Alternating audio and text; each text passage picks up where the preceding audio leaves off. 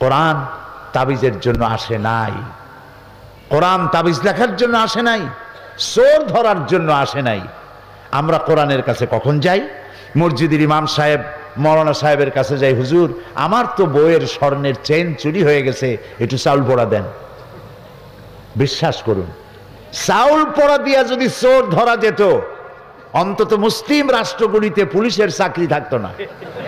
সমস্ত মুসলিম দেশের থানাগুলিতে চাকরি হতো মৌলভী সাহেবদের। সেখানে বস্তায় বস্তায় চাউল দিয়ে বলা হতো আপনারা চাউল পড়বেন আর চোর ধরবেন। প্রিয় ভাই সব, জেন তাড়াবার জন্য আর চাউল পড়ে চোর ধরার জন্য কোরআন আসে নাই। কোরআন এসেছে একটি সুখী, সমৃদ্ধশালী, শোষণ মুক্ত, দুর্নীতি মুক্ত, একটি ভীতিহীন, নিরাপত্তাপূর্ণ, একটি সমৃদ্ধশালী রাষ্ট্র উপহার দেওয়ার জন্য কোরআন এসেছে। কোরআন শরীফ চোর ধরতে আসে নাই, চুরি বন্ধ করতে এসেছে।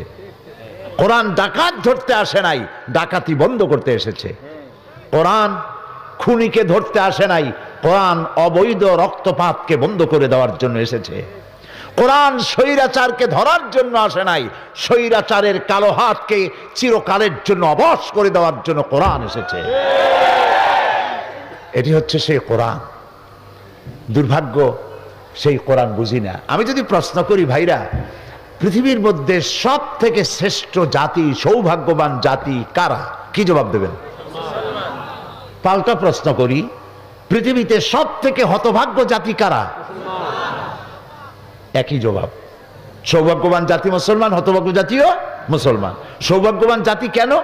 সৌভাগ্যবান জাতি এই কারণে, যেহেতু তাদের কাছে কোরআন আছে। পৃথিবীর কোন জাতির কাছে তাদের ধর্মীয়